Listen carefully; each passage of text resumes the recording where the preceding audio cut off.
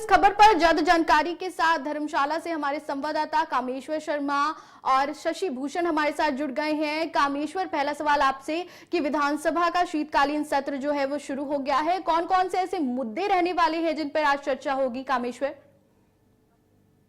जी बिल्कुल, जिस तरीके से जो शीतकालीन सत्र का आज आगाज हो चुका है, 4 दिनों तक शीतकालीन सत्र चलेगा। वही बताना चाहेंगे कि खासकर जो राष्ट्रीय गान के साथ जो सत्र का आगाज हुआ, उसके बाद खासकर जो 2016 में, यानी कि जब विधानसभा के अध्यक्ष ब्रिज बुटेल जी थे, उस दौरान जो ई विधानसभा का शुभारंभ किया गया था, लेकिन अब इसे राष्ट्रीय ई विधान यानी कि नेवा लॉन्च किया गया है। वहां पर आज जो विधानसभा अध्यक्ष कुलदीप सिंह पठानिया ने बताया कि खासकर इसमें अब जो लोकसभा, राज्यसभा और पूरे राज्य यानी कि पूरे देश में जितने भी राज्य है, उनकी जो विधानसभा की कार्यप्रणाली है, वो आम जनता भी अब इस वेबसाइट के माध्यम से देख सकती है। तो इस ऐप के माध्यम से अब घर द्वार यानी कि देश के किसी भी कोने में जो व्यक्ति है, वो इसका लाभ उठा सकता है। वही नेता प्रतिपक्ष जयराम ठाकुर ने भी अपने संबोधन में सदन के दौरान कहा कि खासकर पहले जब जो देखा जाता था कि लगभग काफी टनों के हिसाब से जो कागज है वो खर्च होता था, जो प्रेशर लगते थे। शिमला से जो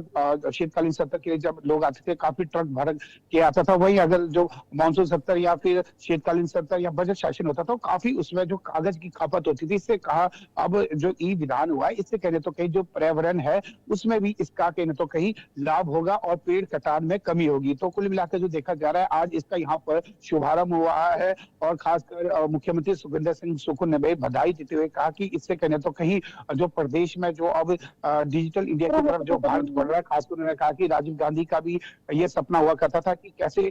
जो टेक्नोलॉजी को और अधिक विकसित किया जाए। वहीं अगर देखा जाए जिस तरीके से जो सदन में जो 4 जो विधेयक लाया जाएगा, जिसमें जो महत्वपूर्ण जो विधेयक है उसमें अगर देखा जाए तो जो सीलिंग एक्ट है, खासकर जो है वो जो भोटा का अस्पताल है निजी संस्थान को देना चाह रहे थे। ऐसे में अभी तक एक रूल के अनुसार कोई भी जो एनजीओ दूसरी एनजीओ को नहीं दे सकती कि इसमें कहीं ना तो कहीं जो कुछ लोग ऐसे हैं कि अगर ये संशोधन होता है तो कहीं ना तो कहीं इसमें काफी लोग सस्ते में जमीन लेके मुनाफा कमा के किसी अन्य को दे सकते थे। जो जिसको मद्देनजर रखते हुए जो राधा स्वामी सत्संग व्यास है, उन्होंने पिछली सरकार के दौरान भी आवेदन किया था इसमें संशोधन किया जाए, क्योंकि इसमें भारी भरकम जीएसटी लगेगा, जिसको नजर रखते हुए वो इसकी मांग करे। अगर देखा जाए जब भाजपा की सरकार थी, जयराम ठाकुर जो मुख्यमंत्री थे, उस दौरान भी ये संशोधन लाने की मांग की गई थी, लेकिन उस दौरान जो कांग्रेस ने इसका कड़ा विरोध किया था। आज पुनः जो कांग्रेस सरकार सत्ता में आई है, वो इस विधेयक को लाना चाह रही है, तो हो सकता है इसमें भी कहीं ना तो कहीं हंगामा देखने को मिल सकता है। वहीं अगर देखा जाए दूसरी तरफ जो आज खासकर जो नेता प्रतिपक्ष जयराम ठाकुर ने बीते दिन भी विधायक दल की बैठक की थी, उस दौरान उन्होंने स्पष्ट रूप से कहा था कि जो आज की रैली है जो कि जरावर स्टेडियम में है, उसके लिए भी रणनीति बनाई गई है। और उससे पहले भी राज्यपाल श्री प्रताप शुक्ल को नेता प्रतिपक्ष जयराम ठाकुर, पूर्व जो भी मंत्रीगण थे, विधायक, सांसद सुरेश कश्यप द्वारा ने भी एक जो कच्चा चिट्ठा राज्यपाल को सौंपा था। उनका कहना था कि प्रदेश में जब से कांग्रेस सरकार है तब से ठीक है। अब मैं शशि भूषण से ये पूछना चाहूंगी कि एक तरफ तो शीतकालीन सत्र का आगाज हुआ है, वहीं दूसरी तरफ बीजेपी कांग्रेस को घेरने की तैयारी कर रही है और जन आक्रोश रैली जो है वो निकाल रही है और जोरावर स्टेडियम में जन आक्रोश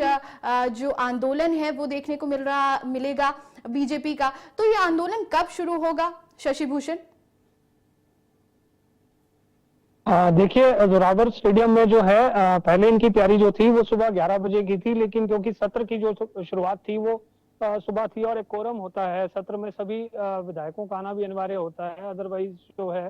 जो सदन की गरिमा को ठेस पहुंचती है। इसको देखते हुए विपक्ष के नेता पहले जो हैं, भाजपा के सभी नेता जो हैं यहाँ पर विधानसभा पहुंचे और विधानसभा की कार्रवाई में उन्होंने यहाँ पर भाग लेना शुरू करा। अगर बात करें तो कहीं ना कहीं ये बात भी दिखाई दे रही है कि बहुत सारे जो लोग हैं, आप देख सकते हैं मेरे पीछे बहुत सारी गाड़ियां खड़ी हैं और बहुत सारे लोग जो है यहाँ पे जन आक्रोश आंदोलन की रैली में भाग लेने के लिए यहाँ पर पहुंचे हुए हैं। ये गाड़ियों की तस्वीरें मैं आपको दिखा सकता हूँ यहाँ पर कि किस प्रकार से लोग जो है यहाँ पर पहुंचे हुए हैं और एक बड़ा आंदोलन जो है यहाँ पर अब होने की तैयारी है। भाजपा ने इसको लेकर पूरी तैयारी करी है और कहीं ना कहीं इस बात को धर्मशाला में जगह जगह इस बात को लेकर कि सरकार की जो नीतियां हैं ये सुक्खू सरकार जो है 2 साल के कार्यकाल में जो भी उन्होंने वादे जनता से किए थे, चाहे वो गारंटी को लेकर हो, चाहे किसी और चीज को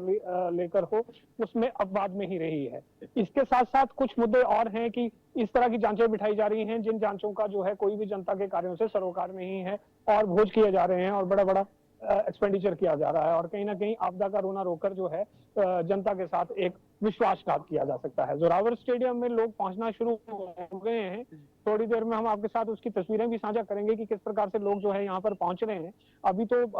काफी कम मात्रा में लोग पहुंचे हैं, लेकिन ये कार्यकाल जो है 12 बजे के आसपास जो है ये आंदोलन होने की तैयारी है, क्योंकि तब तक ऐसा माना जा रहा है कि विपक्ष भी जो है सदन से वॉकआउट करेगा और तुरंत सभी नेता जो है इनके वहां पहुंचेंगे और भाजपा के प्रकोष्ठ जो अधिकारी हैं वो भी इस जोरावर स्टेडियम में हुंकार भरेंगे और सरकार के खिलाफ जो है एक मोर्चा यहाँ पर खोलेंगे। जी, आप दोनों का बहुत बहुत धन्यवाद इस खबर पर जानकारी के लिए। तो विधानसभा का शीतकालीन सत्र आज से शुरू हो गया है और इस दौरान विपक्ष सत्ता पक्ष को घेरने की पूरी तैयारी में है। तो चलिए अगली खबर